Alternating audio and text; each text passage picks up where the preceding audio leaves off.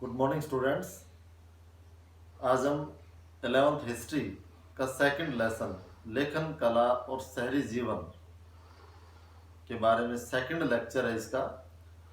First lecture में आपने लेखन कला और शहरी जीवन शुरू कहाँ से हुआ, शहरी जीवन सबसे पहले शहरों की शुरुआत कहाँ से हुई, मेसोपोटामिया सभ्यता के बारे में आपने पढ़ा। उसके बाद शहरीकरण के महत्व के बारे में हमने जाना। अब हम लेखन कला के विकास के बारे में देखिए। लेखन कला प्राचीन समय में जब हम अपने विचारों को प्रकट करते थे तो जो विचार हम प्रकट करते थे, जो उच्चारित ध्वनि थी, उस ध्वनि को किसी लिखित रूप में दूसरे के सामने प्रकट करना, वो लेखन कला है। इस लेखन कला का विकास कब हुआ? अब यहाँ पर सभी समाज, जो प्राचीन समय में समाज थे, सबकी अपनी भाषा होती थी और सबकी अपनी अपनी उच्चारित ध्वनि का अपना अर्थ होता था। इसे मौखिक या शाब्दिक रूप से अभिव्यक्त किया जाता था। तो जो शाब्दिक रूप से यानी लिख करके जो अभिव्यक्त किया जाता था, उसे हम लेखन कला कहते हैं। जब लेखन या लिपि के बारे में बात की जाती है तो उसका अर्थ है उच्चारित ध्वनि, जो दृश्य संकेतों या चिन्हों के रूप में प्रस्तुत की जाती है। मेसोपोटामिया में जो पहली पट्टिकाएं पाई गई है वे लगभग 3200 ईसा पूर्व की है। उसमें चित्र जैसे चिन्ह और संख्याएं दी गई है। वहाँ बैलों, मछलियों और रोटियों आदि को लगभग 5000 सूचियाँ मिली हैं, जो वहाँ के दक्षिणी शहर उरूक के मंदिरों में आने वाली और वहाँ से बाहर जाने वाली चीज़ों की होगी। स्पष्टतः लेखन कार्य तभी शुरू हुआ जब समाज को अपने लेन देन का स्थायी हिसाब किताब रखने की जरूरत पड़ी, क्योंकि शहरी जीवन में लेन देन अलग अलग समय पर होते थे और उन्हें करने वाले भी कई लोग होते थे जो कई प्रकार के सौदा करते थे। मेसोपोटामिया के लोग मिट्टी को पट्टिकाओं पर लिखते थे। पट्टिकाएं क्या होती थी? चिकनी मिट्टी की पट्टिकाएं होती थी, गीली पट्टिकाएं होती थी। उनको एक तख्ती के रूप में बनाते थे और उसके बाद सरकंडे की कलम से उन गीली पट्टिकाओं पर वो लिखते थे। यहाँ से मेसोपोटामिया में लेखन कला की शुरुआत हुई। लगभग 2600 ईसा पूर्व के आसपास वर्ण कलाकार हो गए और भाषा सुमेरियन थी। अब लेखन का इस्तेमाल हिसाब किताब रखने के लिए नहीं, बल्कि शब्दकोश बनाने, भूमि का हस्तांतरण को घोषित करने के लिए, कानूनी मान्यता प्रदान करने के लिए, राजाओं के कार्यों का वर्णन करने के लिए किया जाने लगा। मेसोपोटामिया की सबसे पुरानी ज्ञात भाषा सुमेरियन थी। इंपॉर्टेंट क्वेश्चन है कि मेसोपोटामिया की सबसे पुरानी ज्ञात भाषा कौन सी थी? सुमेरियन, जो 2400 ईसा पूर्व के बाद धीरे धीरे अक्कादी भाषा ले लिया। अक्कादी भाषा में कलाकार लेखन का रिवाज ईसवी सन की पहली शताब्दी तक, अर्थात 2000 से अधिक वर्षों तक चलता रहा। अब देखिए, लेखन का प्रयोग किस प्रकार हुआ, कैसे हुआ? शहरी जीवन, व्यापार और लेखन कला के बीच संबंधों को उरूक के एक प्राचीन शासक एन मरकर के बारे में लिखे गए एक सुमेरियन महाकाव्य में स्पष्ट किया गया। मेसोपोटामिया की परंपरागत कथाओं के अनुसार उरूक एक अत्यंत सुंदर शहर था, जिसे अक्सर केवल शहर कहकर पुकारा जाता था। तो दक्षिणी मेसोपोटामिया सभ्यता में उरूक शहर से हम लेखन कला की पद्धति का विकास मानते हैं। वहीं से लेखन कला की पद्धति का विकास शुरू हुआ।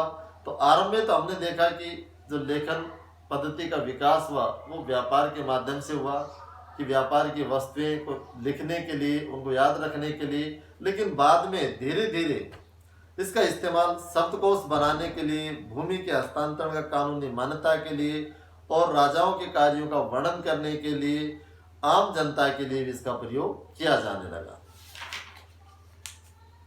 इसके बाद दक्षिणी मेसोपोटामिया का शहरीकरण।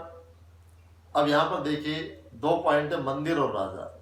लेकिन शहरीकरण ये लगभग 5000 ईसा पूर्व से मेसोपोटामिया में बस्तियों का निर्माण होने लगा था। कितने हजार? 5000 ईसा पूर्व, यानी आज से 5000 और प्लस 2000, 7000 वर्ष पूर्व ये शहरीकरण शुरू हुआ।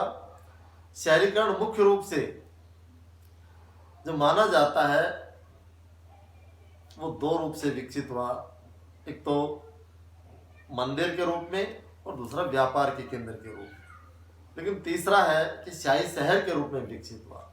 अब यहाँ पर देखिए मंदिर के रूप में कि धीरे धीरे मंदिरों का विकास होने लगा।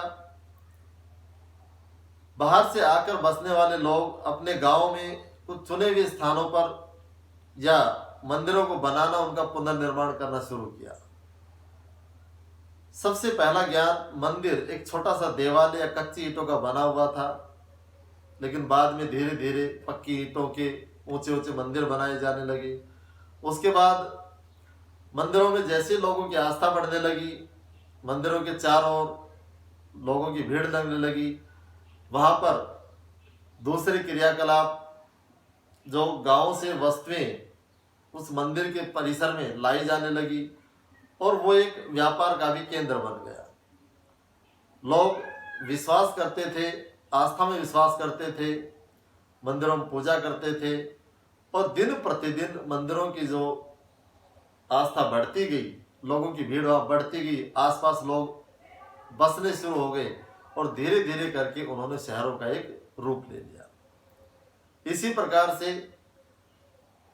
व्यापार का केंद्र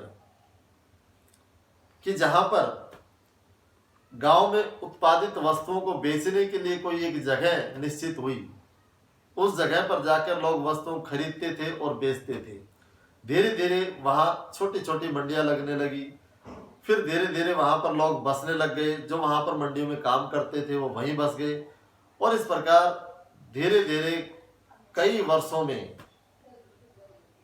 वो एक बड़े शहर का रूप धारण कर गए, जिसे हम व्यापारिक शहर के नाम से जानते हैं। जैसे मुंबई, हमारा मुंबई शहर है, वो एक व्यापारिक शहर है क्योंकि व्यापार के माध्यम से मुंबई शहर का विकास हुआ। समुद्र के तट पर एक छोटा सा कस्बा था, लेकिन जैसे जैसे व्यापार बढ़ता गया, व्यापारी लोग वहां बसते गए और मुंबई जैसे बड़े शहरों का विकास हो गया।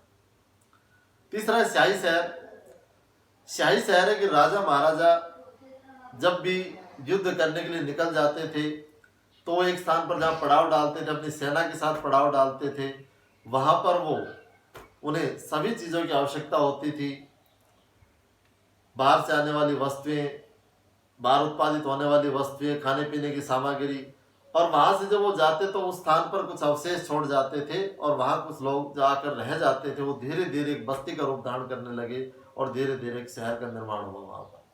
दूसरे जहाँ पर राजा रहते थे या राजा के साथ जो शाही परिवार के काम करने वाले लोग रहते थे, उस जगह भी धीरे धीरे, क्योंकि जो शाही परिवार के काम करने वाले लोग थे, राजा और उसके सहयोगी थे जो प्रशासन को चलाते थे, वो स्थायी रूप से वहीं रहते थे और उनकी आवश्यकताओं की, रोजमर्रा की आवश्यकताओं की चीज़ों की जो आवश्यकता होती थी वो गाँव से वहाँ तक पहुँचती थी। धीरे धीरे वो व्यापार के भी केंद्र हो गए और राजनीति के भी केंद्र हो गए। इस प्रकार के जो शहर है वो धीरे धीरे विकसित होते चले गए, जिन्हें शाही शहरों के नाम से जाने लगा। जैसे हमारा दिल्ली शहर है, दिल्ली एक शाही शहर है। दिल्ली शहर का विकास इसी प्रकार से हुआ। दिल्ली कितनी बार बसा, कितनी बार उजड़ा और कभी से दिल्ली एक राजधानी के रूप में जाना जाता रहा है, लेकिन एक राजनीतिक शहर रहा है दिल्ली। यहाँ पर राजा और उसके सहयोगी दिल्ली को राजधानी बनाकर रहते आए हैं और इसके बावजूद धीरे धीरे चारों ओर दिल्ली बढ़ता गया और आज जो दिल्ली का रूप आप देख रहे हैं उसी राजनीतिक शहर के रूप में आज भी भारत की राजधानी है। भारत की राजधानी, भारत का जो प्रशासनिक अमला है वो सारा दिल्ली से चलता है, इसलिए दिल्ली एक राजनीतिक शहर है। तो इस प्रकार हमने देखा कि दक्षिणी मेसोपोटामिया में शहरों का जो विकास हुआ वो मंदिर, व्यापार और राजा के स्तर पर शाही शहरों का विकास हुआ। तो आज हम यहीं तक करेंगे। इसमें जो क्वेश्चन है, आपके अभ्यास के एक्सरसाइज के जो क्वेश्चन है वो आपने करने हैं। इसके बीच के जो 1 मार्क्स के क्वेश्चन है वो भी आपने फेयर नोट करने हैं। Thank you.